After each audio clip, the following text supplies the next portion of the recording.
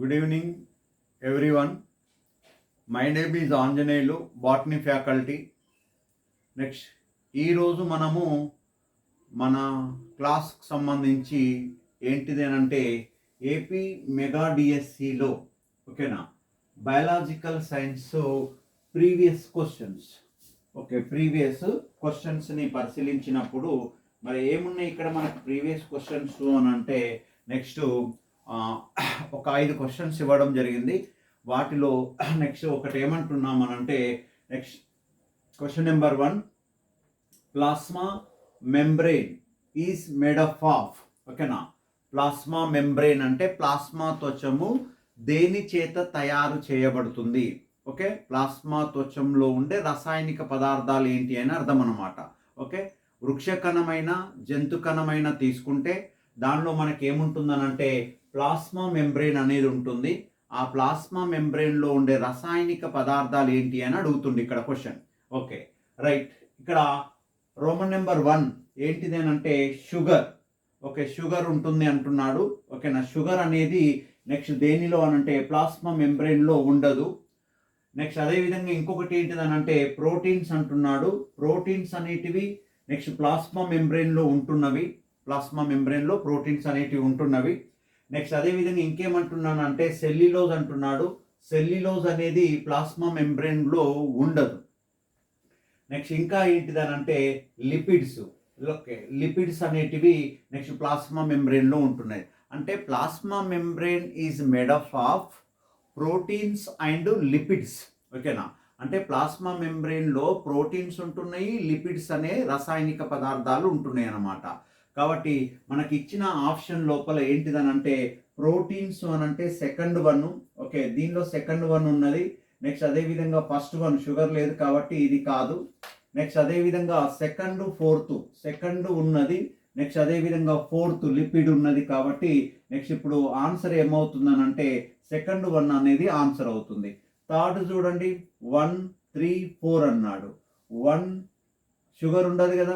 Next అదేవిధంగా 3 అంటే cellulose ఉండదు కానీ ఇది కాదు. నెక్స్ట్ అదేవిధంగా 1, 3, 4 అన్నాడు ఇక్కడ. 1, 3, 4 1, 3, 4.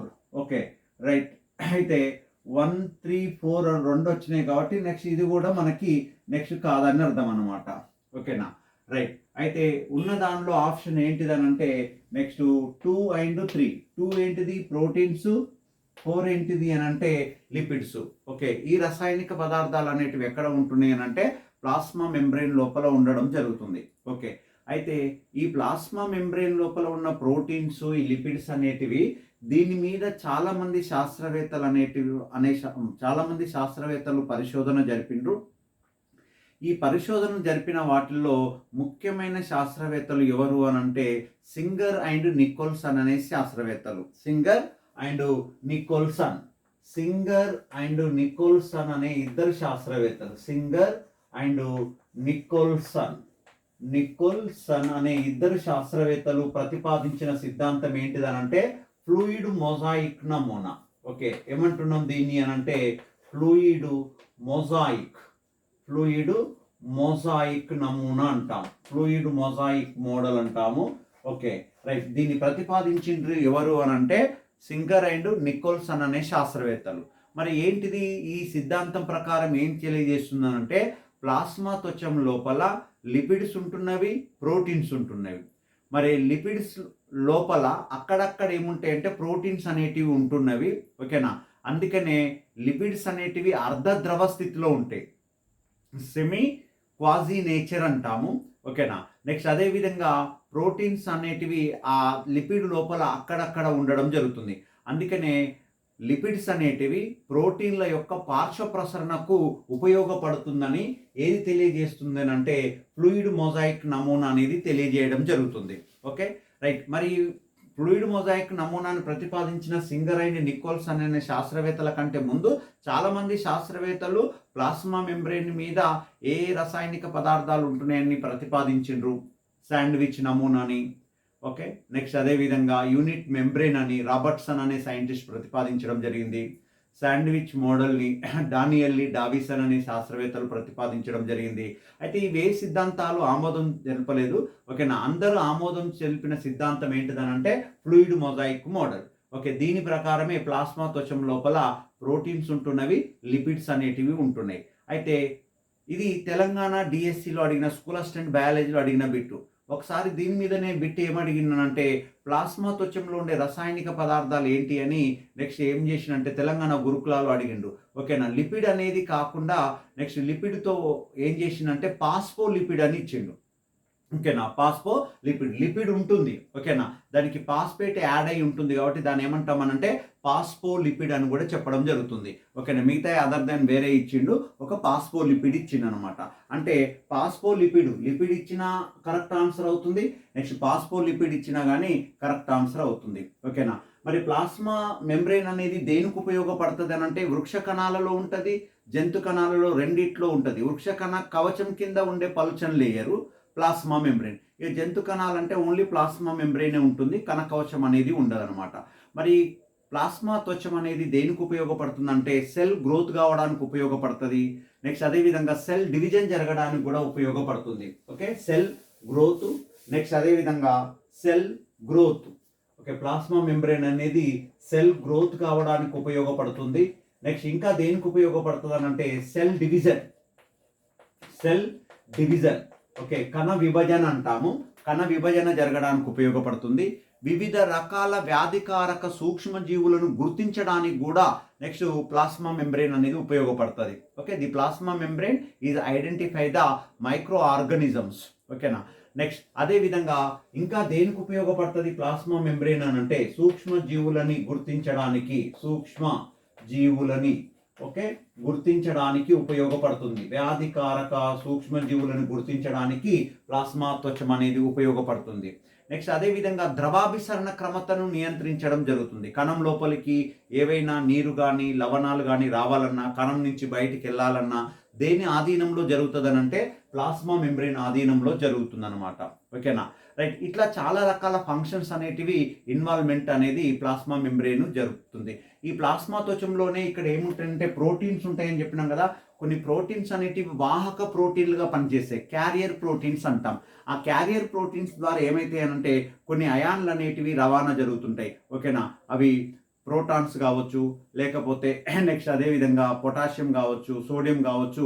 నెక్స్ట్ క్యారియర్ అయాన్స్ అంటాము, వాహక ప్రోటీన్లు అంటాం. అంటే నెక్స్ట్ ప్రోటీన్లే ద్వారానే నెక్స్ట్ ఏమవుతుందనంటే కొన్ని అయాన్లు రవాణా జరుగుతాయి, దాన్ని వాహక ప్రోటీన్లు అంటాము. ఓకేనా, రైట్. దాని గురించి డీటెయిల్గా అంటే మనకు ప్లాస్మా త్వచంలో వస్తుంది. రైట్, ఇవి ఏంటిదనంటే plasma membrane is made up of the protein and lipids ఇచ్చిన ఆప్షన్లో. మరి నెక్స్ట్ సెల్యులోజ్ ఉన్నది మనకి. సెల్యులోజ్ అనేది ఎక్కడ కనపడుతుంది అంటే ప్లాంట్ సెల్ వాల్లో ఉంటుంది. Okay, the plant cell wall is made up of cellulose, hemicellulose and pectin. Okay, right. ఇది సెల్యులోజ్ అనేది కణకవచంలో ఉంటుంది, మొక్క యొక్క కణకవచంలో ఉంటుంది. ఇంకా షుగర్ అంటే కామన్గా నెక్స్ట్ అది రసాయనిక పదార్థంగా ఉండడం జరుగుతుంది. ఉన్న దానిలో ఆప్షన్లు ఏంటంటే 2 and 4 అనేది ఏంటిదనంటే ఇది second one is the correct answer.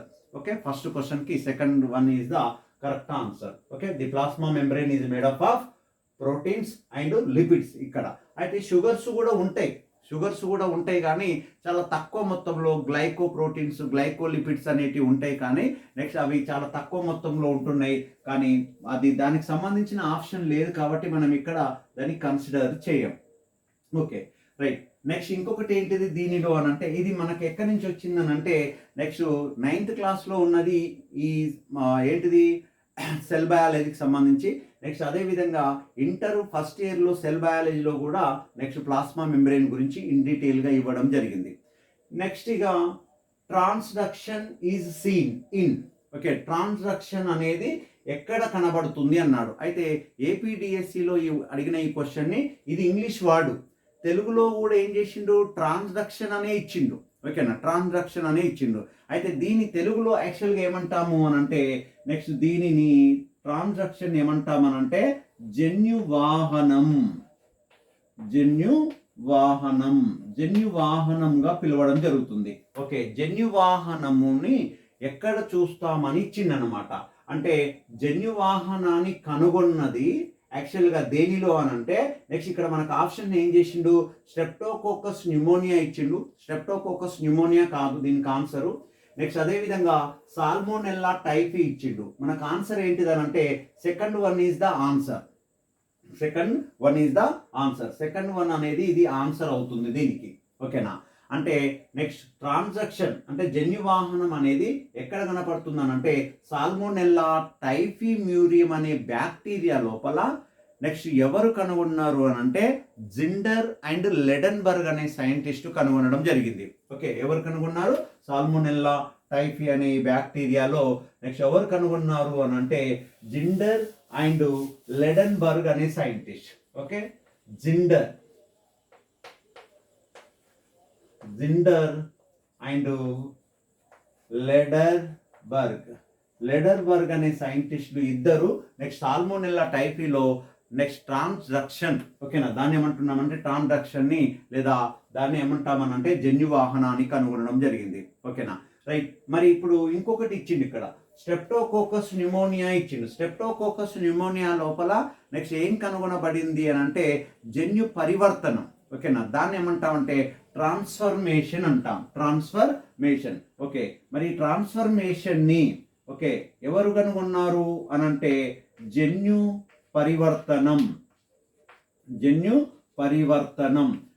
పరివర్తనంని ఏమంటామనంటే transformation అంటాం. ఏమనాలి దీని? ట్రాన్స్ఫర్మేషన్ అంటాము. ఈ ట్రాన్స్ఫర్మేషన్ని కనుగొన్నది ఎవరు అని అంటే గ్రిఫిత్ అనే సైంటిస్ట్. ఆ గ్రిఫిత్ అనే సైంటిస్ట్ ఎక్కడ కనుగొన్నాడు అని అంటే స్ట్రెప్టోకోకస్ న్యూమోనియా అనే బ్యాక్టీరియాలో జన్యు పరివర్తనంని లేదా ట్రాన్స్ఫర్మేషన్ని కనుగొనడం జరిగింది. ఎవరు కనుగొన్నారు దీన్ని అని అంటే నెక్స్ట్ ఏం చెప్పాలి? గ్రిఫిత్ అనే సైంటిస్ట్. ఎవరు కనుగొన్నారు అని అంటే గ్రిఫిత్ అనే సైంటిస్టు నెక్స్ట్ స్ట్రెప్టోకోకస్ న్యూమోనియా అనే బ్యాక్టీరియాలో జన్యు పరివర్తనాన్ని కనుగొన్నాడు. ఓకేనా? రైట్. అదే విధంగా ఇంకొకటి ఏంటిదని అంటే మనకి ఈకోలై ఇచ్చింది చూడండి ఇక్కడ. ఈకోలై ఎచ్చెరిషియా కొలైలో ఏం కనుగొన్నారు అని అంటే నెక్స్ట్ దీని లోపల బ్యాక్టీరియాలో జరిగే సంయుగ్మాన్ని కనుగొనడం జరిగింది. ఓకే, ఎచ్చెరిషియా కొలైలో ఏం కనుగొన్నారు అంటే సంయుగ్మం అంటే దాన్ని ఏమంటామనంటే కాంజుగేషన్ అంటాం.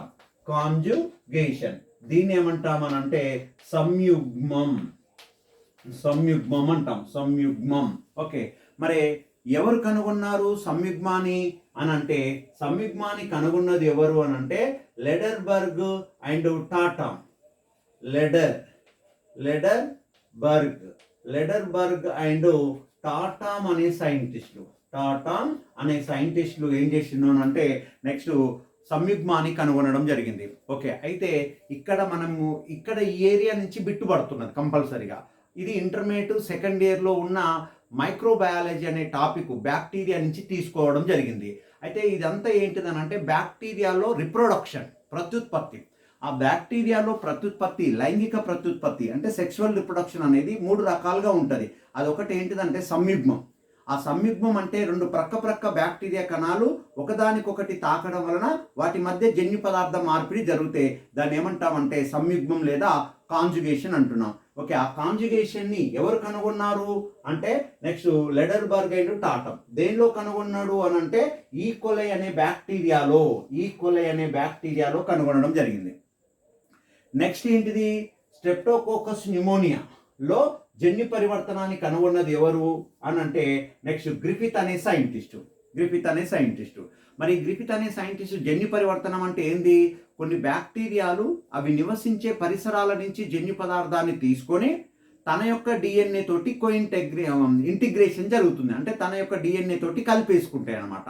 పరిసరాల నుంచి బ్యాక్టీరియాలు అవి నివసించే పరిసరాల నుంచి జన్యు పదార్థాన్ని గ్రహించుకున్నట్లయితే దాన్ని ఏమంటామనంటే జన్యు పరివర్తనం. ఓకే, దాన్నే ట్రాన్స్ఫర్మేషన్ అంటాం. ఎవరు కనుగొన్నారు అని అంటే గ్రిఫిత్ అనే సైంటిస్ట్. ఎక్కడ కనుగొన్నాడు అని అంటే స్ట్రెప్టోకోకస్ న్యూమోనియా అని గుర్తుపెట్టుకోవాలి. ఓకే, ఇదొక రిప్రొడక్షన్. నెక్స్ట్ ఇంకొక రిప్రొడక్షన్ ఏంటిది ఇక్కడ అంటే నెక్స్ట్ ఇది సాల్మోనెల్లా సాల్మోనెల్లా టైఫీలో నెక్స్ట్ ఏం కనుగొనబడింది? ట్రాన్సాక్షన్. మనకి ఇచ్చిన క్వశ్చన్ అదనమాట, ట్రాన్సాక్షన్ కనుగొనబడడం జరిగింది. మరి ట్రాన్సాక్షన్ అంటే ఏమన్నాం? జన్యువాహనం. జన్యువాహనాన్ని కనుగొన్నది ఎవరు అని అంటే ఏం చెప్పాలి? జిండర్ అండ్ లెడెన్బర్గ్. దేనిలో కనుగొన్నాడు? సాల్మోనెల్లా టైఫీమ్యూరియం అనే బ్యాక్టీరియాలో కనుగొనడం జరిగింది.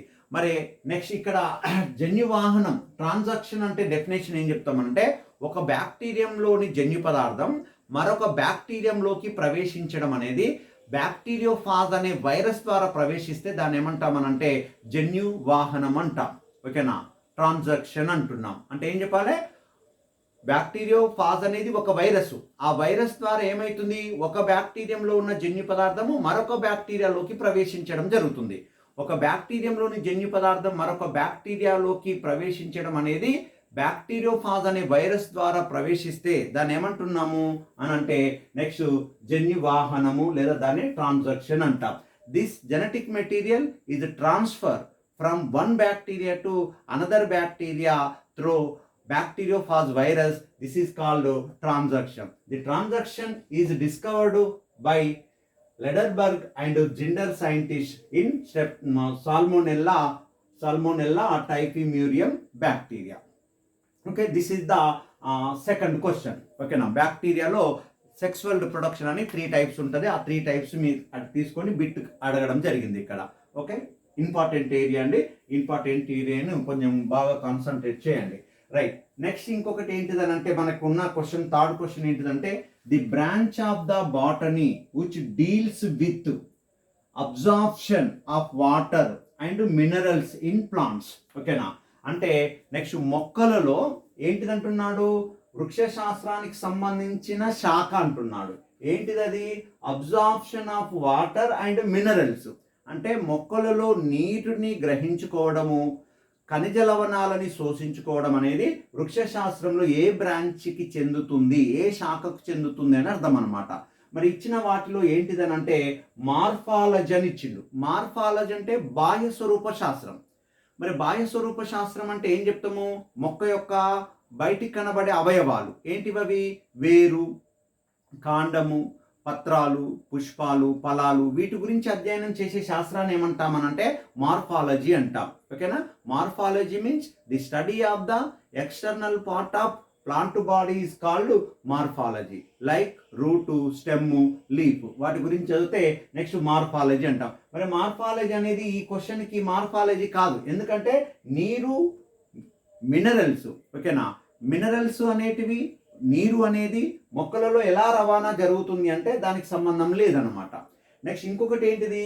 ఫిజియాలజీ ఇచ్చిండు. ఫిజియాలజీ అంటే శరీర ధర్మశాస్త్రం అంటాం. శరీర ధర్మశాస్త్రం. ఓకేనా? ప్లాంట్ ఫిజియాలజీ అంటాము, ఎనిమల్ ఫిజియాలజీ అంటాం. ఓకేనా? ఇక్కడ మనకి ప్లాంట్ ఫిజియాలజీకి సంబంధించింది వృక్ష శరీర ధర్మశాస్త్రం. ఇది ఆన్సర్ అవుతుంది. అంటే ఈ వృక్ష శరీర ధర్మశాస్త్రంలో ఏం చదువుతాము అంటే మొక్కలలో జీవక్రియలు ఎలా జరుగుతున్నాయి, కిరణజన్య సంయోక్రియ ఎలా జరుగుతుంది, శ్వాసక్రియ ఎలా జరుగుతుంది, మొక్కలు భూమి నుంచి నీటిని ఎలా గ్రహించుకుంటున్నాయి, నీటితో పాటుగా నీటిలో కరిగిన లవణాలను కూడా గ్రహించుకోవడం జరుగుతుంది. మొత్తం దాని నీరు అబ్జార్ప్షను, మినరల్స్ అబ్జార్ప్షన్ గురించి చదివే శాస్త్రాన్ని ఏమంటామనంటే ఫిజియాలజీ అంటాము. దీన్ని పర్టికులర్గా చెప్తే ప్లాంట్స్ కాబట్టి ప్లాంట్ ఫిజియాలజీ, వృక్ష శరీర ధర్మశాస్త్రం అంట. ఓకే, దీనికి సంబంధించి ఇది ఆన్సర్ అవుతుంది అనమాట. ప్లాంట్ ఫిజియాలజీ ఆన్సర్ అవుతుంది. ఇక్కడ ఇచ్చిన దానిలో శరీర ధర్మశాస్త్రం. Okay, right. ఇంకొకటి ఇచ్చిండు ఇక్కడ మనకి సైటాలజీ ఇచ్చిండు. సైటాలజీ అంటే దేని గురించి చదువుతాం ఇక్కడ మనము? కణం గురించి. ఓకేనా? సెల్ గురించి అధ్యయనం చేసే శాస్త్రాన్ని ఏమంటామనంటే సైటాలజీ అంటాం. ఓకే, కణం గురించి అధ్యయనం చేసే శాస్త్రాన్ని సైటాలజీ అంటాం. Okay, the study of the cell is called cytology. Cell biology అంటే the study of the cell and cell organelles is called cell biology. ఓకేనా? ఈ కణాన్ని కనుగొన్న సైంటిస్టే రాబర్ట్ హుక్ అనే సైంటిస్ట్ 1665లో కనుగొనడం జరిగింది. అతన్ని ఏమంటామనంటే రాబర్ట్ హుక్ అనే సైంటిస్ట్నే ఫాదర్ ఆఫ్ సైటాలజీగా పేర్కొనడం జరుగుతుంది. Okay, right. ఇది సైటాలజీ. సెల్ బయాలజీ, సైటాలజీ అంతా నియర్. సైటాలజీ అంటే the study of the cell. The study of the cell is called cytology. Next another one is the phycology. Phycology అంటే శైవలాల గురించి అధ్యయనం చేసే శాస్త్రం. శైవలం.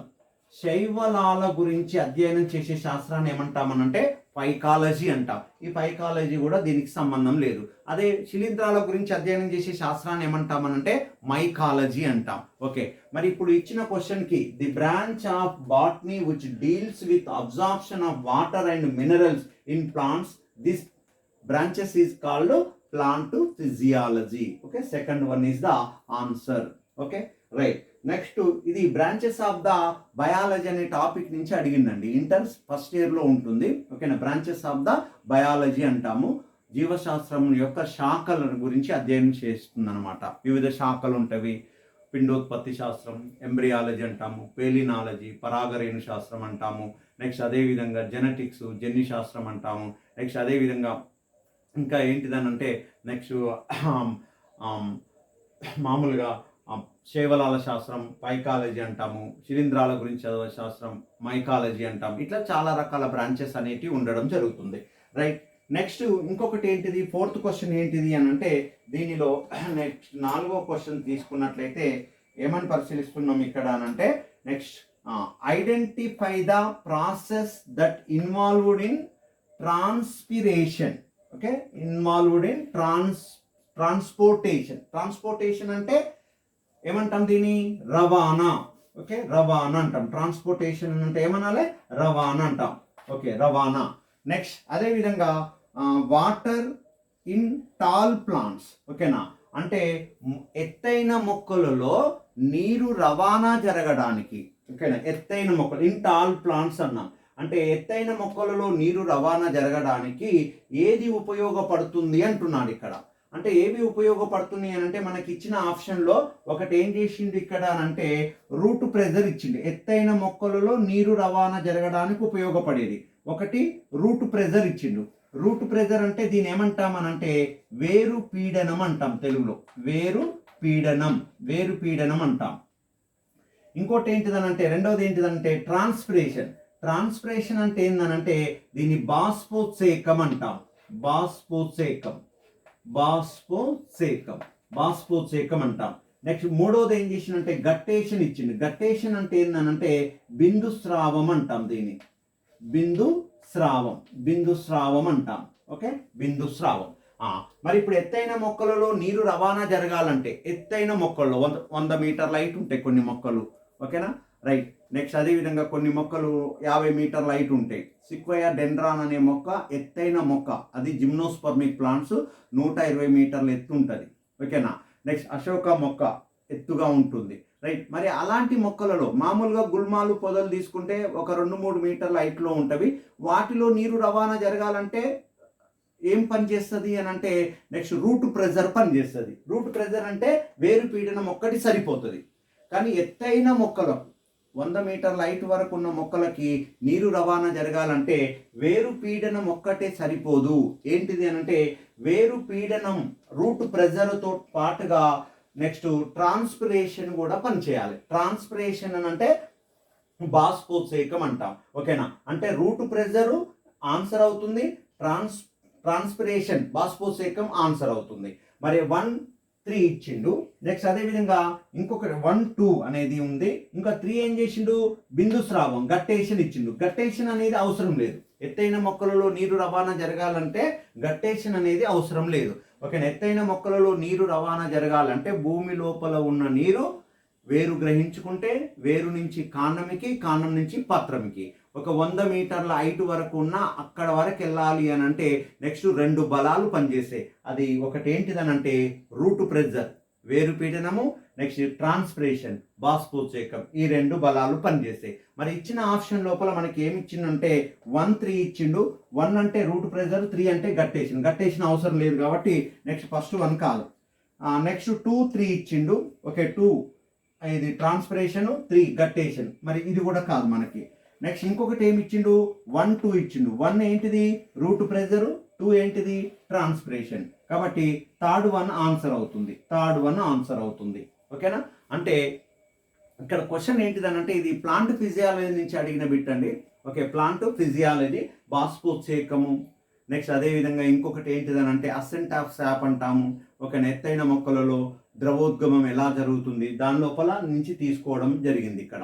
ఓకేనా, రైట్. మరి నెక్స్ట్ ట్రాన్స్పిరేషన్ అంటే ఏం చెప్తాం మనం ఇక్కడ? పత్రరంధ్రాల ద్వారా నీరు ఆవిరైపోయే ప్రక్రియను ఏమంటామనంటే బాష్పోత్సేకం లేదా ట్రాన్స్పిరేషన్ అంటాం. The water evaporated through the stomata, this process is called transpiration. మరి రూట్ ప్రెజర్ అంటే నెక్స్ట్ మొక్కలు నీటిని గ్రహించుకున్నప్పుడు, వేరు ద్వారా గ్రహించుకున్నప్పుడు దానిలో జలస్థితిక పీడనమే ఏర్పడుతుంది. దాన్ని హైడ్రోలాజికల్ ప్రెజర్ అంటాం. దాని వలన వేరులో పీడనం కలిగితే ఆ పీడనం వలన ఏమైతుందంటే రూట్ నుంచి వాటర్ అనేది ఎక్కడికి వస్తుంది అంటే స్టెమ్ దాని నుంచి లీఫ్ లోపలికి రావడం జరుగుతుంది అనమాట. దాన్ని వేరు పీడనం అంటాం. మరి గట్టేషన్ అంటే ఏం చెప్తామనంటే పత్రము యొక్క అంచుల వెంబడి నీరు బిందు రూపంలో చేరితే దాన్ని ఏమంటామనంటే గట్టేషన్ లేదా బిందు స్రావం అంటాం. ఓకేనా? పత్రముని మనం ఎర్లీ మార్నింగ్ చూస్తే కొన్ని మొక్కల, గడ్డి జాతి మొక్కల పత్రాల యొక్క అంచుల వద్ద నీరు బిందు రూపంలో చేరుతుంది. ఆ బిందు రూపంలో చేరితే దాన్ని బిందు స్రావం లేదా ఏమన్నా దాన్ని గట్టేషన్ అని పిలవడం జరుగుతుంది అనమాట. రైట్. ఇది ఏంటిదనంటే నెక్స్ట్ 4th క్వశ్చన్కి ఆన్సర్ వచ్చేసి ఏంటిదనంటే 1 and 2 అంటే ఎత్తైన మొక్కలలో నీరు రవాణా జరగడానికి ఉపయోగపడేటివి ఏంటి అని అడుగుతుంది ఇక్కడ. Identify the process that involved in the transportation of water in tall plants. ఎత్తైన మొక్కలలో నీరు రవాణా జరగడానికి ఉపయోగపడేది ఏంటంటే ఒకటి రూట్ ప్రెజరు, ఇంకోటేమో ట్రాన్స్పిరేషన్. ఓకేనా? 2 బలాలు పనిచేయడం జరుగుతుంది. రైట్. నెక్స్ట్ ఇక 5th క్వశ్చన్ ఏంటిదనంటే phenotypic ratio 9:3:3:1 of F2 generation in dihybrid cross 9 indicate this అని ఇచ్చిండు. 9 ఇండికేట్ దిస్. ఓకే, అంటే నెక్స్ట్ ఏంటిది ఇక్కడ అని అంటే మామూలుగా ఇది జెనెటిక్స్ నుంచి తీసుకోవడం జరిగిందండి ఈ టాపిక్. ఓకేనా? జెనెటిక్స్ నుంచి తీసుకోవడం జరిగింది. ఓకే, జెనెటిక్స్ లో ఏంటిది ఇక్కడ ఫినోటిపిక్ రేషియో ఇచ్చిండు. అంటే ఫినోటిపిక్ రేషియో అంటే ఏమంటాం దీన్ని? బాహ్య జన్యు రూప నిష్పత్తి, దృశ్య రూప నిష్పత్తి అని చెప్తాము. ఓకేనా? ఫినోటిపిక్ రేషియో అంటే ఫినోటైపిక్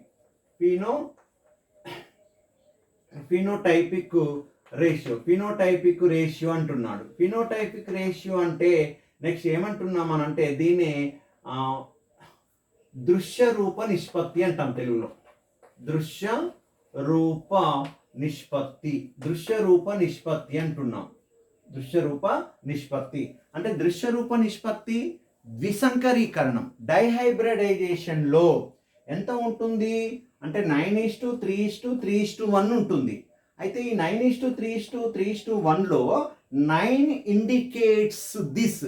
9 అనేది దేని తెలియచేస్తుంది అంటున్నాడు. అంటే మనకి in dihybridization the phenotypic ratio is the 9:3:3:1. This is the phenotypic ratio in dihybridization cross. ఓకేనా? మెండల్ ఏకసంకరీకరణ, ద్విసంకరీకరణ ప్రతిపాదిస్తాడు. ఆ ద్విసంకరీకరణంలోని F2 తరంలో F2 జనరేషన్ ఇక్కడ చూడండి. F2 జనరేషన్ డైహైబ్రిడైజేషన్ లో ఫినోటిపిక్ రేషియో ఎంత వచ్చిందని అంటే 9:3:3:1 వచ్చింది. అతనే ఇచ్చిండు. ఓకేనా? మరి ఈ 9 అనేది దేనిని ఇండికేట్ చేస్తుంది అన్నాడు. దేనిని ఇండికేట్ చేస్తుందంటే ఇక్కడ నాకు ప్లేస్ లేక రాయలేదు. ఓకేనా? ఎలా ఇచ్చిండు ఆప్షన్లో అనంటే గుండ్రని పసుపు అని ఇచ్చిండు. నెక్స్ట్ అదే విధంగా ఇంకొకటి ఏంటంటే ముడతలు ఆకుపచ్చ ఇచ్చిండు. ముడతలు పసుపు అని ఇచ్చిండు. ఓకేనా? ముడతలు పసుపచ్చ అని ఇచ్చిండు. గుండ్రని ఆకుపచ్చ అని ఇచ్చిండు అనమాట. ఇట్లా డిఫరెంట్ కాంబినేషన్లో ఉంటాయి అనమాట. రైట్. అయితే మనకి 9 అనేది దేని తెలియజేస్తుంది అని అంటే నెక్స్ట్ గుండ్రని. ఓకేనా? గుండ్రని విత్తనాలు. నెక్స్ట్ అదే విధంగా ఇంకొకటి ఏంటనంటే పసుపు రంగు విత్తనాలు. గుండ్రని పసుపు రంగు విత్తనాలు అనేటివి ఎంత రేషియోలో వస్తాయి అని అంటే 9 రేషియోలో రావడం జరుగుతుంది అనమాట. ఓకేనా? Right. In dihybrid cross the phenotypic ratio is the 9:3:3:1. The 9 indicate this అని ఇచ్చింది question. The 9 indicate the round and yellow seed. ఓకేనా? ఇంగ్లీష్లో దీని ఏమంటున్నాం అనంటే round and yellow colour seeds అనేటివి ఎన్ని వస్తాయి అని అంటే 9 వస్తున్నాయి. ఓకేనా? కాబట్టి నెక్స్ట్ గుండ్రని నెక్స్ట్ పసుపు రంగు విత్తనాల యొక్క నిష్పత్తినే 9 అని తెలుస్తాం. మరి ఇక్కడ 1 ఉంది కదా, 1 అనేది ఏంటిదనంటే ముడతలు ఆకుపచ్చ. ముడతలు ఆకుపచ్చ విత్తనాలు ఎన్ని ప్రొడ్యూస్ అవుతాయి అని అంటే 1. నెక్స్ట్ అదేవిధంగా 3:3 ఉంది కదా, నెక్స్ట్ ఏంటిది ఇక్కడ అని అంటే గుండ్రని ఆకుపచ్చ 3% ఉంటుంది 3. నెక్స్ట్ అదేవిధంగా ఇంకొకటి ఏంటంటే ముడతలు ఆకుపచ్చ అనేది ఏముంటాయంటే 3% ఉంటుంది. అంటే 9:3:3:1 అనేది దేన్ని తెలియజేస్తుంది అంటే వచ్చిన డైహైబ్రిడైజేషన్ మొత్తం 16 మొక్కలు వస్తే 16 మొక్కలలో 9 మొక్కలేమో గుండ్రని పసుపు రంగు విత్తనాలు, 3 మొక్కలు ఎలాంటి విత్తనాలను ప్రొడ్యూస్ చేస్తున్నాయి అంటే గుండ్రని ఆకుపచ్చ విత్తనాలు, ఇంకా 3 దేని ప్రొడ్యూస్ చేస్తున్నాయి అని అంటే నెక్స్ట్ ముడతలు నెక్స్ట్ పసుపు రంగు విత్తనాలు. నెక్స్ట్ 1 ఏంటిదని అంటే నెక్స్ట్ ముడతలు నెక్స్ట్ అదేవిధంగా ఆకుపచ్చ విత్తనాలని ప్రొడ్యూస్ చేసేటి అన్నమాట. ఓకేనా? ఇది ఏంటిదనంటే మెండల్ యొక్క విసంకరీకరణ యొక్క రేషియో తీసుకొని ఆ రేషియోలో 9 దేని తెలియజేస్తుంది, 3 దేని తెలియజేస్తుంది, మళ్ళీ 3 ఉంటుంది, నెక్స్ట్ అదేవిధంగా 1 ఉంటుంది, అట్లా దేని తెలియజేస్తుందని నెక్స్ట్ ఇవ్వడం జరిగింది. ఇది జెనెటిక్స్ నుంచి వచ్చిన చాప్టర్ అండి. జెనెటిక్స్ అనే చాప్టర్ నుంచి వచ్చిన క్వశ్చన్ ఇది. ఓకేనా? మెండల్ యొక్క సంకరీకరణ ప్రయోగాలు కంపల్సరీగా జెనెటిక్స్ నుంచి కూడా బిట్స్ అడుగుతున్నాడు. ఓకేనా? అక్కడ జన్యు రూప నిష్పత్తి, దృశ్య రూప నిష్పత్తి గుర్తుపెట్టుకోవాలి. అదే మనకి ఇక్కడ దృశ్య రూప నిష్పత్తి అంటే 9:3:3:1 వచ్చింది ద్విసంకరీకరణంలో. నెక్స్ట్ అదేవిధంగా ఒకవేళ జన్యు రూప నిష్పత్తి అన్నాడు అనుకోండి, నెక్స్ట్ ఏమవుతుంది అంటే ఈ రేషియో అనేది మారిపోవడం జరుగుతుంది అనమాట. ఓకేనా? నెక్స్ట్ ఈ విధంగా జన్యు రూప నిష్పత్తి. ఇంకా ఏమడుగుతాడు, ఏకసంకరీకరణ యొక్క జన్యు రూప నిష్పత్తి, దృశ్య రూప నిష్పత్తి అడుగుతుంది. ఏకసంకరీకరణ యొక్క దృశ్య రూప నిష్పత్తి ఎంత ఉంటుంది అని అంటే 3:1 రేషియోలో ఉంటుంది. నెక్స్ట్ అదేవిధంగా జన్యు రూప నిష్పత్తి ఎంత ఉంటుందంటే 1:2:1 రూపంలో ఉండడం జరుగుతుంది. Okay, right. ఈ విధంగా మనకి జెనెటిక్స్లో ఉన్న రేషియోలు కూడా గుర్తుపెట్టుకోవాలి. దాని మీద ప్రాబ్లమ్స్ కూడా అడుగుతున్నాడు. ఓకేనా? రైట్. ఇవి ఇంతవరకు ఏంటిదనంటే ఈరోజు సెషన్ లోపల ఉన్న 5 క్వశ్చన్స్. ఓకే, మనకి ఈ వీడియో మనకి ఎస్వి బాట్నీ యూట్యూబ్ ఛానల్ లోపల నెక్స్ట్ రిలీజ్ చేయడం జరుగుతుంది. ఓకే, మీకు నచ్చినట్లయితే ఈ వీడియోని సబ్స్క్రైబ్ చేయండి. నెక్స్ట్ అదేవిధంగా మీ ఫ్రెండ్స్ ఎవరైనా ఉంటే నెక్స్ట్ వాళ్ళకి షేర్ చేయండి. నెక్స్ట్ అదేవిధంగా లైక్ కూడా చేయండి. మనకి యాప్ కూడా ఉన్నది, ఎస్వి బాట్నీ అనేది యాప్ కూడా ఉన్నది. ఆ యాప్ లోపల ఇవన్నీ డీటెయిల్స్ అనేటివి కూడా మనకి యాప్ లోపల పొందుపరచడం జరిగింది. అంత టాపిక్ స్కూల్ అసిస్టెంట్ బయాలజికల్ సైన్స్కి సంబంధించిన మొత్తం మెటీరియల్ అవైలబుల్గా ఉన్నది. నెక్స్ట్ అదేవిధంగా ఇంకా మనకి ఏంటిది అని అంటే ఈ సిలబస్ వీడియోల రూపంలో ఒక 200 వీడియోస్ కూడా ఉన్నవి. నెక్స్ట్ ఇలాంటి క్వశ్చన్స్ కూడా మనకి యూట్యూబ్లో ఒక రోజు ఒక 5-10 క్వశ్చన్స్ వదలడం జరుగుతుంది. Okay, right. మన యూట్యూబ్ ఛానల్ని ఫాలో కండి, సబ్స్క్రైబ్ చేసుకుంటే మనం ఇచ్చే నోటిఫికేషన్ మీకు వస్తాయి కాబట్టి. Okay, thank you.